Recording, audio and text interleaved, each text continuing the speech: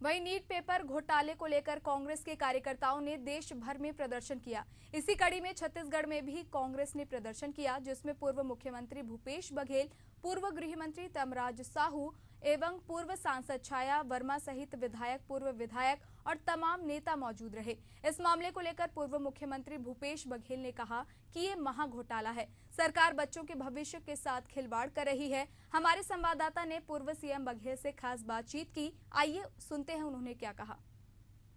NEET paper leak मामले को लेकर कांग्रेस द्वारा प्रदर्शन किया गया है, जिसमें पूर्व मुख्यमंत्री भूपेश बघेल भी मौजूद थे, हमारे साथ मौजूद है, हम उनसे चर्चा करते हैं। पेपर लीक मामला लगातार आप लोग उठा रहे हैं, इसमें धांधली लगातार सामने आ रही है, आगे क्या करोगे? पेपर लीक में लगातार ये मामले सामने आ रहे हैं। केवल लीक का मामला नहीं, ये महा घोटाला है।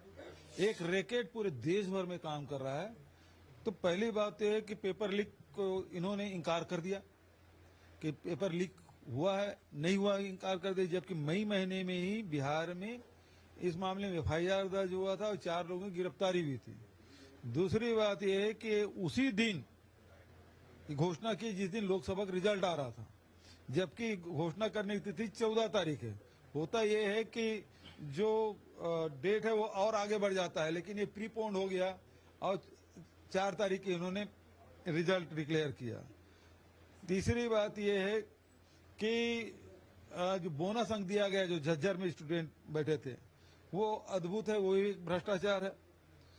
चौथा ये है कि ये लगातार इस सब चीजों को दबाने की कोशिश की जा रही है। पेपर 32 लाख में बिका, फिर वो 40 लाख में बेचा, तो ये 30-40 लाख वाला मामला नहीं है, ये हजारों करोड़ का रैकेट है।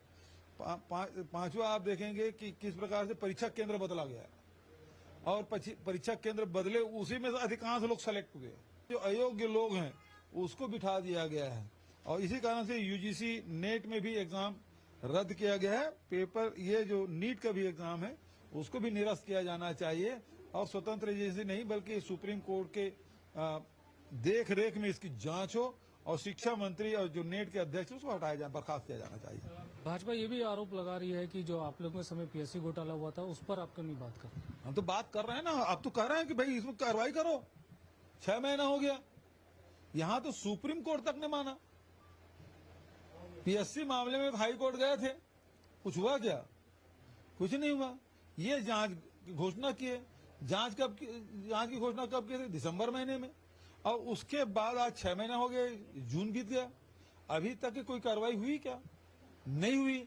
इसका मतलब यह है, और आरोप क्या है कि एक अनुसूचित जाति के अधिकारी है, एक जनजाति के अधिकारी है, उसके बच्चे सेलेक्ट हुए हैं। इसके अलावा कोई आरोप है? कुछ नहीं है। तो जांच क्या होगी? तो और उसमें कार्रवाई करें ना, कौन रोक रहा है? 6 महीना हो गया, ये तो आपकी नाकामी है। आप निकम्मे साबित हो रहे हैं कि 6 महीने जिसको लेके पूरा चुनाव में मुद्दा बनाए थे और 6 महीने से ऊपर हो गया जिसमें आप कोई कार्रवाई नहीं कर पा रहे। इस मामले को लेकर आप लोग आगे भी और प्रदर्शन करते रहेंगे क्या? इसमें पीएससी घोटाला और नीट पर वो तो कही ना, अब मैं तो आपके माध्यम से बोल ही दिया ना, क्या हुआ कार्रवाई, क्यों कार्रवाई नहीं की है? अभी तो गलती पाएगी तो आप यूजीसी नेट के आप एग्जाम रद्द कर दिए। पेपर लीक इसमें भी हुआ है, पैसे का लेन देन हुआ है, इसमें गिरफ्तारी क्यों नहीं हो रही? गिरफ्तारी हो गई, उसके बाद भी आप इंकार कर रहे हैं।